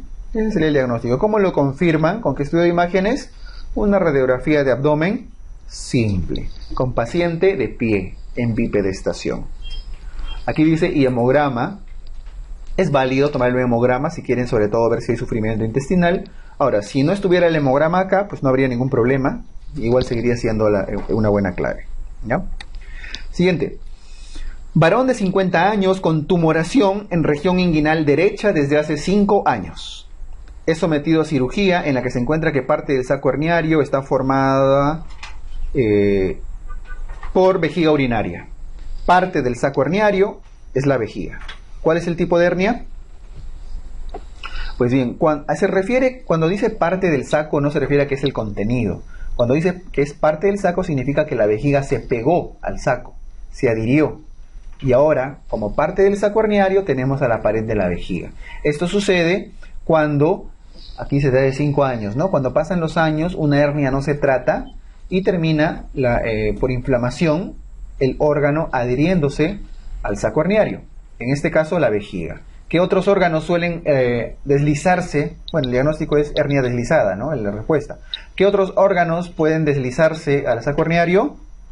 Ovarios, las trompas, lo más frecuente, el intestino delgado, la vejiga, el apéndice, etc. Todo lo que sea hernia puede deslizarse. Muy bien. Paciente con dolor abdominal agudo y sospecha de neumoperitoneo. De los siguientes exámenes, ¿cuál es el de elección para confirmar el diagnóstico? ¿Con qué confirman neumoperitoneo? Con una radiografía de abdomen simple, con paciente de pie, en bipedestación. ¿Cuál es el de elección? Aquí en realidad no hay clave, al menos, pero no dice, ¿no? De los siguientes exámenes. O sea, de estas opciones. Así que, bueno, por ahí que es forzado. Una ecografía no, una radiografía de abdomen contrastada no, siempre son radiografías simples. Radiografía de abdomen simple, sí, pero en decúbito, echado, no. En decúbito no nos ayuda para nada, no se ve el neumoperitoneo. La tomografía no tiene nada que ver acá. Y lo único que de estas claves, lo único que nos puede ayudar es una radiografía de tórax con el paciente de pie, porque en la placa de tórax, de todas maneras, se ve el diafragma, y puede encontrarse, como se ve hasta el hígado, puede encontrarse entre el hígado y el diafragma la imagen radiolúcida correspondiente al neumoperitoneo. O sea, de estas claves, la única que ayuda es esta, ¿no? Una radiografía de tórax con paciente de pie. ¿Ya? Muy bien. Y eso nos da un diagnóstico de neumoperitoneo, o sea, perforación intestinal. Pero son malas claves, ¿no? Lo correcto es una radiografía de abdomen simple con paciente en bipedestación. ¿Cuál es una condición importante para el tratamiento laparoscópico de una obstrucción intestinal? En obstrucción intestinal, el tratamiento laparoscópico, cuando hay obstrucción intestinal, estamos hablando de que hay asas intestinales distendidas, ¿no es cierto? Un vólvulo, por ejemplo.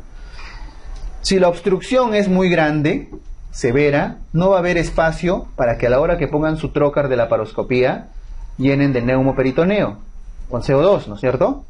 Porque el asa está ocupando todo. Entonces, si la distensión abdominal es severa, no van a poder hacer en ese momento una laparoscopía.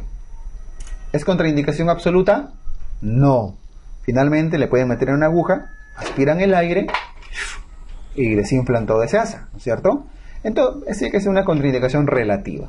En todo caso, una condición importante para que a un obstruido le puedan hacer laparoscopía es que la distensión abdominal sea leve, para que tengan espacio para insuflar su CO2.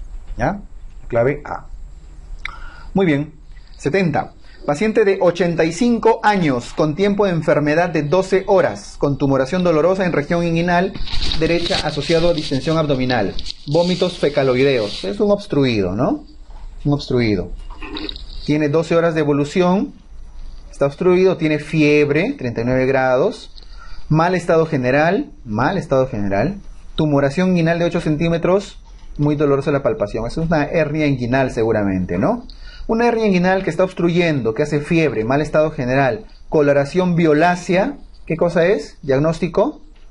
El diagnóstico completo en este caso es una obstrucción intestinal por una hernia inguinal estrangulada. Es el diagnóstico completo. Que nos preguntan cuál es la conducta a seguir. Aquí hay que operarlo inmediatamente. Intervención quirúrgica. ¿Ya? Muy bien. La técnica de reparación de la hernia inguinal directa que utiliza el ligamento de Cooper se denomina McVeigh, ¿no? Bassini que une tendón conjunto con ligamento inguinal. Ferguson no tiene nada que ver acá. McVeigh, tendón conjunto con ligamento de Cooper. Esa es la clave. Liechtenstein es malla. Y la malla lo une al tendón conjunto y al ligamento inguinal también. Y Schuldeis, que era plicatura de la fascia transversalis más Bassini encima. O sea, más tendón conjunto al ligamento inguinal. Y la clave es McVeigh, al ligamento de Cooper. Muy bien. Paciente con diagnóstico presuntivo de obstrucción intestinal por ileo biliar. ¿Cuál es la información válida para confirmar el diagnóstico? en un paciente con obstrucción por hilo biliar, tiene que haber una triada, ¿no? Para confirmar el diagnóstico: aerobilia, signos de niveles hidroaéreos, obstrucción intestinal y una radiopacidad fosílica derecha. Pero lo más importante es demostrar que hay previamente una fístula, y esto como lo demuestran con la presencia de aire en las vías biliares intrahepáticas en la radiografía de abdomen, y eso es igual, ¿cómo se llama? Aerobilia o neumobilia, la C. Muy bien. ¿En qué técnica de arnioplastía se sutura el oblicuo menor y el ligamento inguinal? El oblicuo menor es parte de ¿quién? Del tendón conjunto. ¿Quiénes forman el tendón conjunto? El oblicuo menor y el músculo transverso del abdomen. No es la fascia transversalis, ¿eh? Es el músculo transverso del abdomen. Eso es Bassini. Aquí lo que tienen que recordar es que el oblicuo menor es parte importante del tendón conjunto, ¿no? Varón de 70 años es operado con el diagnóstico de hernia inguinal izquierda. En el hallazgo operatorio se encuentra que la hernia es de tipo indirecto, con anillo interno dilatado, saco herniario que comprime medialmente la fascia transversal. Clasificación de Nyhus. Clasificación de Nyhus. Había 1, 2, 3, 3A, 3B, 3C y 4, ¿no? La 1, ¿cuál era? Hernia inguinal, peque, ¿no? Chiquita, pequeña. La hernia 2, hernia inguinal indirecta. Indirecta, mediana. La hernia 3, 3B, era la hernia inguinal indirecta gigante. Esas son las 3 indirectas. Y el otro es más fácil. La 3A es hernia directa. Y la hernia C, 3C, es hernia crural. Y la 4 son las recurrencias para todos. Recurrencias, ¿no? ¿Qué nos preguntan? Anillo interno dilatado. O sea, por lo menos no es 1, ¿no? Saco herniario que comprime medialmente la fascia transversalis. O sea, si ya dilató el anillo y encima ha comprimido la fascia transversalis, es una hernia gigante, o grande, ¿no? Eso es tipo 3B. 3B. Muy bien. Si nos hubieran dicho simplemente anillo interno dilatado, pero que no comprime, no toca para nada la fascia transversalis, hubiera sido ¿cuál? 2, ¿no? La C. Pero aquí es la E. Ven que tienen que saber su Nyhus, ¿no? Eso es de hace poquito nomás esa pregunta. 7.5. Marque lo correcto de una hernia inconversible. Eso no lo hemos mencionado en el repaso. En todo caso, las hernias inconversibles son aquellas hernias que ustedes pueden reducir, pero que luego de reducir, al retirar la mano, ¡pluc!, vuelve a salir la hernia, ¿no? Reducen su hernia, retiran la mano y vuelve a salir. Por lo tanto, para hablar de una hernia inconversible, necesariamente tenemos que hablar que previamente han podido reducir la hernia. Si no pueden reducir la hernia, si es irreductible, no pueden hablar para nada ni de coerción ni de incoerción. Necesariamente, previamente tiene que haber una hernia reductible, ¿ya? La clave E. Muy bien, ya estamos acabando. Paciente varón de Puno. De Puno, con mayúscula. Hace 4 horas presenta dolor abdominal y distensión. Ya se observa imagen en grano de café. ¿Cuál es el diagnóstico? Volvulo de sigmoides, ¿no? Por el grano de café. ¿Cuál es su manejo? 4 horas de evolución, menos de 6 horas, colonoscopía y devolvulación. En realidad es colonoscopía con descompresión, ¿ya? Pero siempre por colonoscopía. Aquí no se hace ningún tipo de cirugía cuando tiene menos de 6 horas. Eso está no complicado ni nada. Si tiene más de 6 horas, ahí sí te van a tener que hacer resección intestinal y optarán ya sea por una anastomosis o por una colostomía, dependiendo, ¿ya? Muy bien. ¿Cuál de las siguientes no se observa en un hilo biliar? ¿Cuál no se observa? ¿Aerobilia? Sí, es parte de la triada, ¿no? ¿Niveles hidroaéreos? Sí. ¿Distensión de asas delgadas? Sí. ¿Radioopacidad en fosa ilíaca izquierda? No, debería ser derecha, ¿verdad? ¿Por qué? Porque ahí está la válvula iliocecal y ahí se impacta el cálculo. ¿Clínica de obstrucción? Por supuesto que sí. En emergencia se encuentra un paciente de 45 años con antecedente de haber sido operado por peritonitis por apendicitis complicada. Al momento presenta distensión, ruidos hidroaéreos metálicos, náuseas, vómitos. Está obstruido. Un obstruido que ha sido operado por peritonitis. ¿Cuál es el diagnóstico? Obstrucción por bridas y adherencias. Tiene leucocitosis con desviación izquierda y reacción peritoneal, ¿no? ¿Cuál es el siguiente paso terapéutico? Si está obstruido por bridas y adherencias, hay que hacer una laparotomía, hay que operarlo. ¿Por qué no es la E? Si tanto hemos hablado de que debe hidratarse. Porque dice solo hidratación y NPO. No. Este paciente hay que operarlo. Ahora, ¿por qué hay que operarlo necesariamente? ¿Por qué no pudiera estar en observación a ver si se resuelve sola la obstrucción? Porque pudiera resolverse. Porque ya tiene peritonitis. Está con leucocitosis, con desviación izquierda, con reacción peritoneal. O sea, nuevamente está haciendo una peritonitis. Y que ahí no tienen opción a quedarse en observación. Si no hubiera ningún dato de peritonitis, ni siquiera de distensión, simplemente está vomitando, probablemente sí pudieran dar una opción de hidratación, ¿ya? Pero este es un paciente ya en mal estado. Aquí hay que operarlo, laparotomía de urgencia, ¿ok? Bien. La fístula anorrectal más frecuente es la de localización, en primer lugar, la interesfinteriana, y en segundo lugar, la transesfinteriana, ¿no? Muy bien, ya estamos en patología anorrectal. ¿Cuál es el grado de hemorroides internas que se prolapsan y requieren de reducción manual? Empujarlas con el dedito. Las de grado 3. Porque las de grado 2, ¿qué cosa es? Reducción espontánea, ¿no? Y las de grado 4 no reducen. Muy bien. Cuando en el examen del margen anal aparecen hemorroides al pujar que se mantienen en posición externa, siendo necesario reducirlas manualmente. Otra vez, reducción manual, ¿es de grado 3? ¿No? Muy bien. Varón de 40 años que hace 48 horas presenta tumoración evidente en región perianal. Progresiva e invalidante. Las tumoraciones en región perianal que invalidan pueden ser o bien abscesos o bien hemorroides de grado 4, ¿no? El dolor se intensifica al sentarse, caminar y defecar. ¿Cuál dijimos que era el principal que no deja ni sentarse? Los abscesos, ¿no? También pudieran ser las hemorroides de grado 4, pero más frecuentes son los abscesos ahí. Esto es lo que define la pregunta. Al examen, tumoración flogótica, o sea, eritematosa, pulsátil, dolorosa, ¿no? Por eso es que más un absceso. Las hemorroides de grado 4 tienen tumoraciones no flogóticas, sino violáceas, azuladas.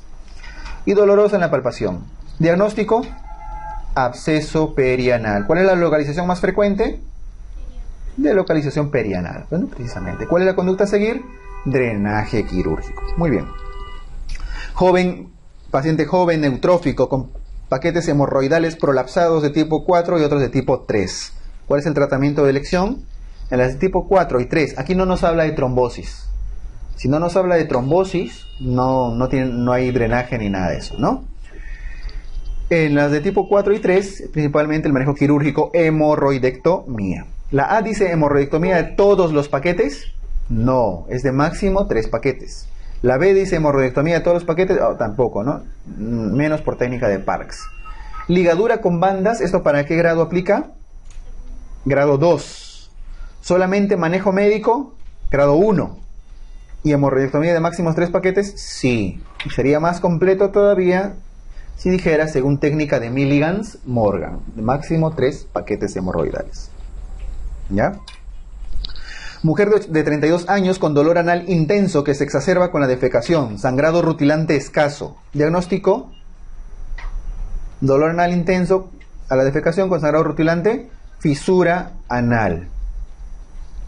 Y a la proctoscopía, lesión ulcerada con bordes elevados. ¿Eso qué lo hace? ¿Fisura anal aguda o crónica? Crónica, ¿verdad? ¿Cuál es el tratamiento de elección? En las crónicas, esfinterotomía lateral interna. Muy bien. Si no dijera, si la pregunta hubiera terminado ahí y no dijera lesión ulcerada con bordes elevados, ¿cuál sería el tratamiento de elección en general de una fisura anal? Manejo médico, ¿no? Baños de asiento, manejo del estreñimiento, etc. Más aún si dijera aguda. ¿Ok? Bien, pero no es el caso. Muy bien. Ya estamos terminando. ¿Cuál es el tratamiento de elección en un paciente con hemorroides grado 4? La hemorroides grado 4 depende si es complicada o no complicada. Si es complicada, hemorroidectomía. Y si es no, perdón, si es no complicada, ¿no? Si es no complicada. Y si es complicada, o sea, trombosada, incisión y drenaje del trombo, el manejo de urgencia. Así que en grado 4, hemorroidectomía. Además, aquí no nos ponen como alternativa drenaje, ¿no? Está fácil. Mujer de 60 años con estreñimiento crónico, dolor y sangrado rutilante en la defecación, acompañado de protrusión de un bulto por el ano. Eso es protrusión de un bulto, hemorroides, que la reduce con la mano. Si requiere reducción manual, es de grado 3. Una hemorroides interna de grado 3. Chofer de 40 años, que cuando defeca presenta más... Bueno, se protruye y sangra, ¿no? Al defecar. Y protruye y sangra, es una hemorroides. Necesita reintroducirlo manualmente. Eso es grado 3. Al examen, paquetes hemorroidales a las 2, a las 8 y a las 11 dilatados. O sea, hay 3 paquetes hemorroidales, justo, ¿no? ¿Cuál es el manejo? Grado 3, con 3 paquetes hemorroidales, hemorroidectomía. Muy bien.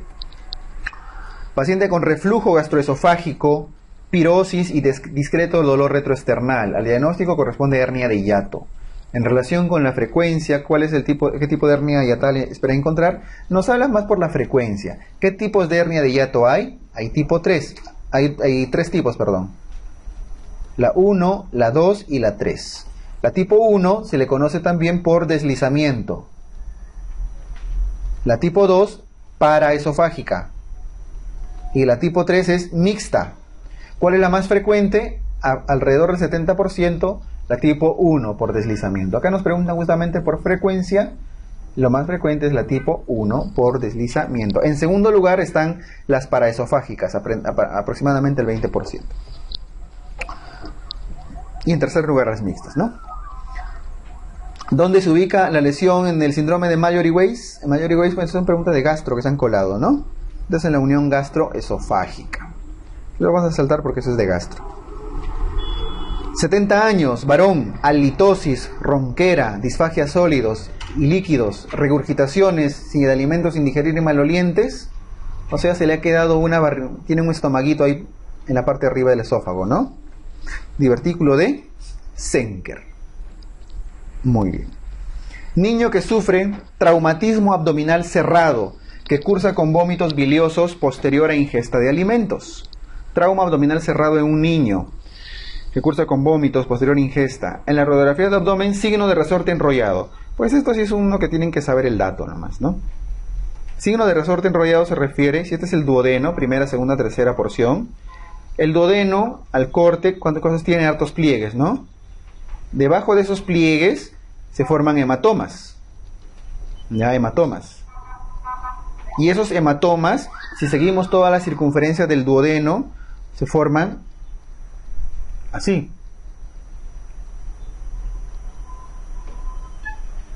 Debajo de todos los pliegues, alrededor de toda la circunferencia, ¿no? Entonces da la impresión a la radiografía de que sea como una especie de resorte. Pero es el hematoma que está debajo de los pliegues, dando vueltas, ¿ya? Por eso dice signo de resorte enrollado. Esto es característico de los hematomas duodenales. ¿En qué tipo de lesiones? Sobre todo en lesiones por cinturón de seguridad o en timón de bicicleta. Y en niños es más frecuente a nivel cuando se van de frente, ¿no? Chocan con algo y ¡pum! Se van de cara y se golpean el epigastrio con el timón de bicicleta. Y les ocasiona lesiones de páncreas o hematomas duodenales, lesiones de duodeno, sobre cuando hay pelotazos también, ¿no? Cuando hay pelotazos en epigastrio. Muy bien. Bueno, y hay un dato que también es adicional y que vale la pena aprovecharlo. Dice tratamiento, sonda nasogástrica y NPT, nutrición parenteral por 48 horas. Aquí tienen que desfuncionalizar el duodeno, evitar que haya pasaje de contenido. Entonces tienen que ponerle una sondita para que saque el ácido clorhídrico del estómago y la saliva. Y NPT, ¿no? No lo van a poder alimentar, así que nutrición parenteral por al menos 2 a 5 días. Muy bien. El objetivo principal de la ecografía en pacientes con trauma abdominal cerrado no penetrante es detectar. ¿Para qué hacen una ecografía? Para detectar líquido libre, ¿no? En los espacios subhepático, subesplénico. sufrénico, etc. Líquido libre intraperitoneal. Mujer de 25 años que luego de accidente de tránsito ingresa a emergencia por dolor abdominal difuso y progresivo. Mujer joven, ¿no? Entra por dolor difuso y progresivo. Funciones vitales, buena presión, 150, pulso 95, abdomen doloroso. A la palpación, ecografía normal, se decide realizar lavado peritoneal diagnóstico, resultados leucocitos mayores. En el lavado peritoneal diagnóstico, leucocitos mayores a 500 y eritrocitos mayores a 100.000. ¿Cuál es la conducta inmediata a seguir? Pues cuando se considera un lavado peritoneal diagnóstico positivo para hacer la parotomía, pues según ATLS, los criterios para que un lavado peritoneal sea positivo y tengan que operar son precisamente esos: eritrocitos mayores a 100.000 y leucocitos mayores a 500 por campo, ¿no? Por centímetro cúbico, perdón. Entonces, esos son los criterios que da ATLS. Con eso se considera un lavado peritoneal positivo. Conducta a seguir, la parotomía exploradora. Mucho cuidado que esto es ATLS. En las guías, en algunas guías europeas, el criterio de eritrocitos no es más de 100.000, sino más de 75.000. O sea, un poco menos, ¿no? Punto de corte. Pero nosotros aquí en el Perú nos guiamos más por ATLS, por los americanos, ¿no? Entonces usamos más el criterio de 100.000 y 500, la parotomía exploradora. Durante la intervención quirúrgica de un paciente con trauma abdominal por arma de fuego, se evidencia lesión hepática grado 2. ¿Cuál era la lesión hepática grado 2? Hematoma subcapsular entre el 10 y el 50%. Y laceración entre 1 a 3 centímetros, ¿no? Muy bien. Para controlar el sangrado se decide realizar la maniobra de Pringle. ¿En qué consiste? En una oclusión transitoria del ligamento hepatoduodenal. ¿Por qué no es la A, ligadura de arteria hepática común? Porque sí se ocluye, se clampa la arteria hepática común. El tema es porque dice ligadura. Aquí no se hace ligadura de ningún vaso, ¿ya? Solamente se ocluye transitoriamente. Muy bien. ¿Mi lápiz? Oclusión transitoria. En las lesiones traumáticas graves del recto, lesión traumática grave del recto, el tratamiento de elección es, si la lesión del recto es grave, entonces lo que tienen que hacer es desfuncionalizar el recto. ¿Y cómo desfuncionalizan? Evitan que haya pasaje de heces con una colostomía, ¿no? Entonces aquí lo que se hace es una colostomía, reparar las lesiones y dejar un drenaje para evitar que haya un absceso, para evitar que haya un absceso residual, ¿ya? En el traumatismo abdominal cerrado, ¿cuál es el signo más importante para determinar una exploración quirúrgica inmediata? Para que decidan operar inmediatamente un trauma abdominal cerrado, ¿qué cosa tiene que haber? Hemorragia. ¿Cuál es más inmediato? ¿El abordaje por una hemorragia o por una ruptura de intestino? Lo más inmediato es por hemorragia, ¿cierto? Entonces, ¿cuál de estos signos demuestra que hay una hemorragia? La rigidez abdominal. Y eso es igual al famoso abdomen en tabla. La sangre es muy irritativa para el peritoneo. Aún con poquito sangrado, el peritoneo se irrita, se tensa y causa rigidez abdominal. Muy bien. Seguimos. Varón de 50 años que sufre traumatismo abdominal cerrado teniendo como hallazgo operatorio hematoma retroperitoneal en la zona 2. ¿Quién está en la zona 2? ¿Cuál es el órgano más afectado? Los riñones, ¿no? ¿Y cuál es la medida? Es un manejo conservador, observación. En cambio, los de la zona 1, ¿quién está en la zona 1? La vena cava inferior principalmente y el páncreas. Aquí siempre es quirúrgico. Zona 1 siempre quirúrgico y zona 2 observación, ¿ya? Trauma abdominal contuso con inestabilidad hemodinámica y sin mejora a cristaloides. Manejo inmediato, la parotomía exploradora, ¿ya? ¿Por qué?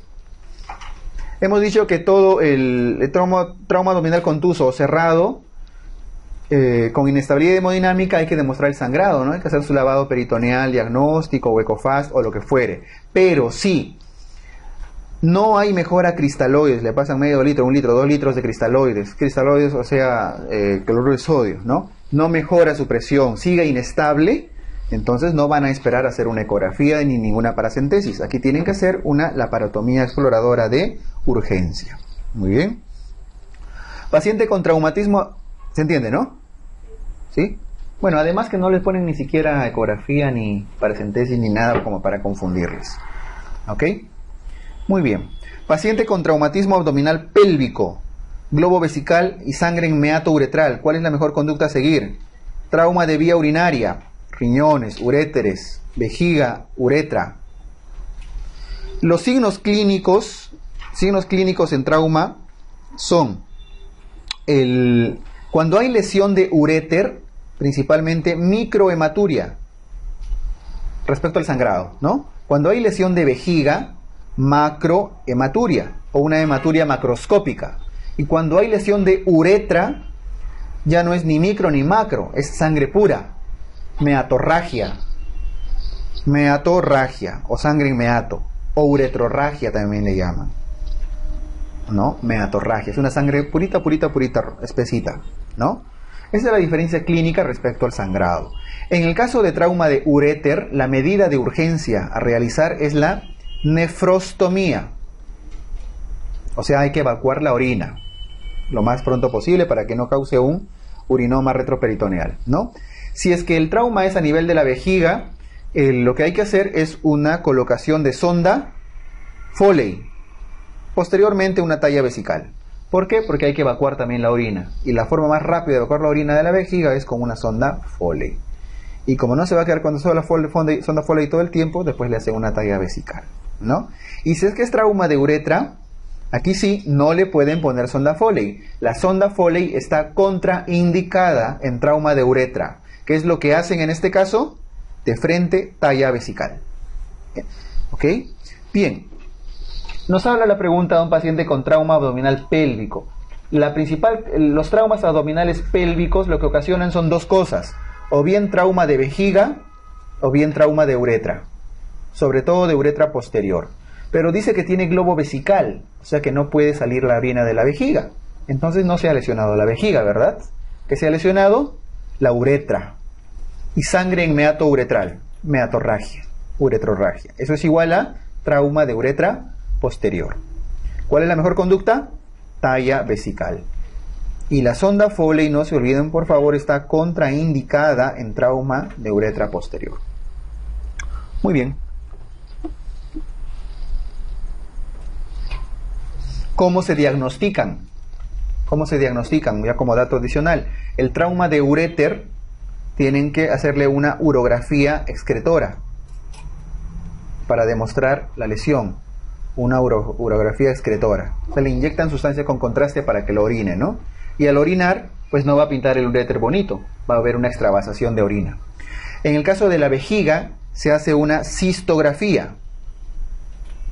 Una cistografía. Aquí sí, por la sonda Foley que le ponen, pasa en contraste y la vejiga no va a estar redondita, sino por ahí va a fugar contraste, ¿no? Y en el caso de la de uretra, lo que es una uretrografía. O sea, lo mismo que la cistografía, pero la sonda no lo van a meter hasta la vejiga, sino solo unos 2 o 3 centímetros, ¿no? Una uretrografía. Muy bien. ¿Está claro? Sí. Ya. Varón de 20 años con trauma abdominal por arma blanca, cuchillo.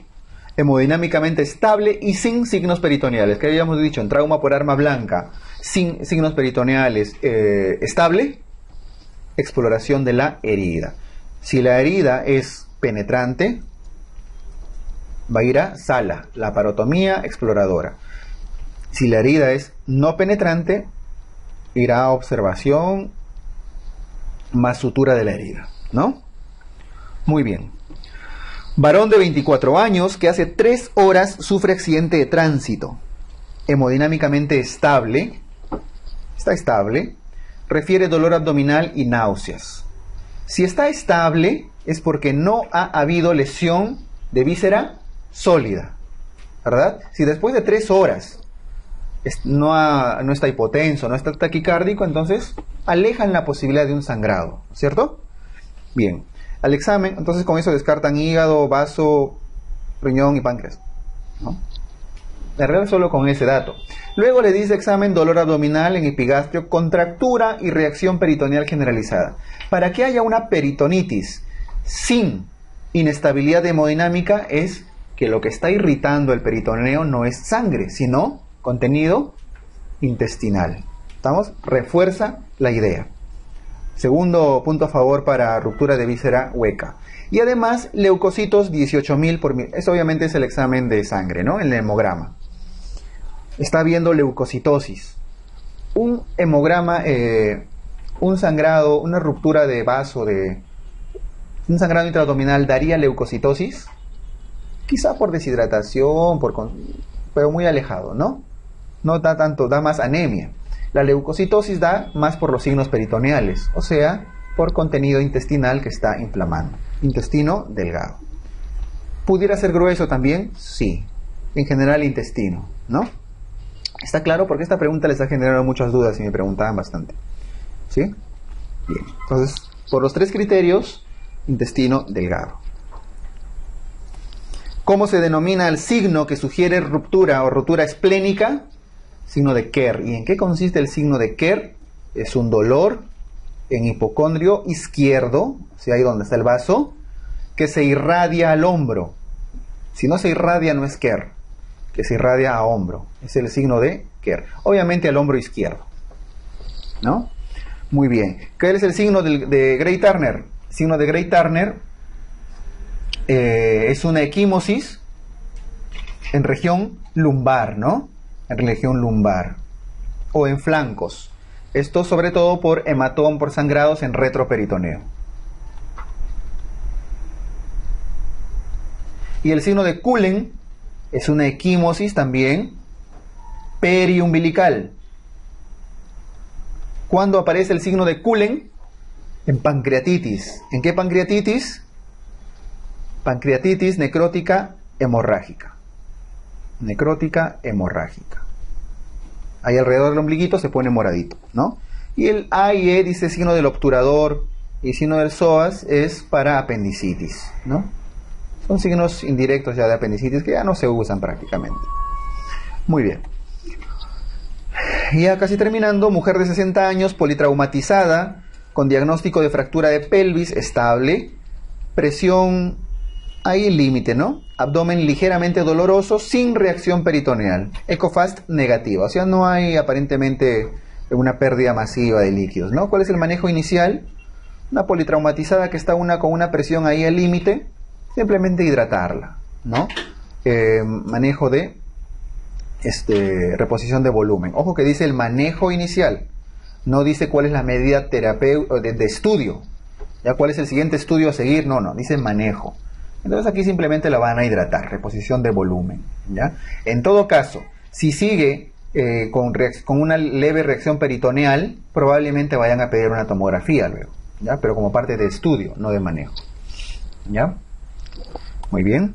Varón de 30 años, politraumatizado por accidente de tránsito, es evaluado en emergencia, examen ansioso, confuso, pulso más de 120, hipotenso, frecuencia respiratoria 30-40, diuresis, bla, bla, bla. Se sospecha hemoperitoneo. ¿Qué clase de shock hemorrágico presenta? ¿Cuáles son los grados de shock hemorrágico? Los grados de shock hemorrágico son 4. Aquí la clave está mala, no es 4, es 3, ¿no? Es 3. ¿Cuáles son los grados? 1, 2, 3 y 4. Y dependen de qué cosa, dependen de cuánto de sangre hayan perdido. Por ejemplo, en los de grado 1 solamente se pierde hasta 750 mililitros de sangre. En los de grado 2, de 750 a litro y medio, a 1500.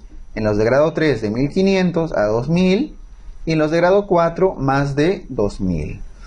Después, otra cosa, respecto a la frecuencia cardíaca, también hay diferencias.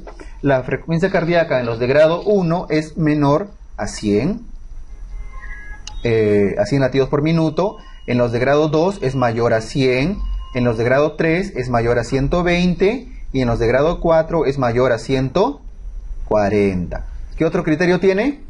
la frecuencia respiratoria. La frecuencia respiratoria en los de grado 1 va de 14 a 20, en los de grado 2 de 20 a 30, en los de grado 3 de 30 a 40, y en los de grado 4 se dice que es por encima de 35 por minuto, ¿ya? Y finalmente la diuresis. La diuresis en los de grado 1, ¿por qué es importante la diuresis?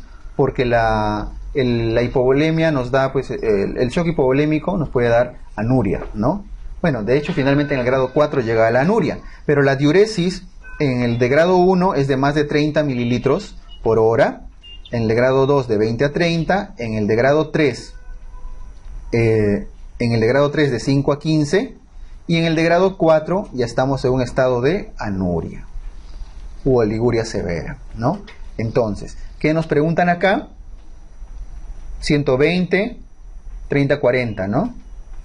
Y diuresis de 5 a 15.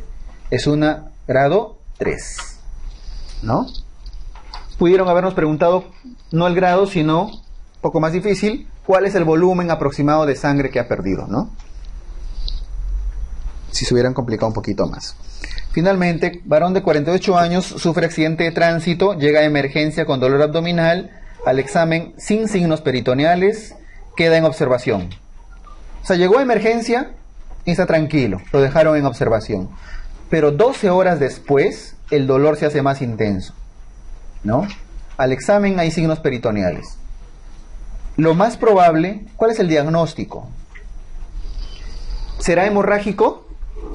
No, ¿verdad? Porque si fuera hemorrágico, la sintomatología hubiera sido inicial. Aquí estamos hablando que es 12 horas después. O sea, aquí es una ruptura intestinal. O sea, hacemos una laparotomía exploradora.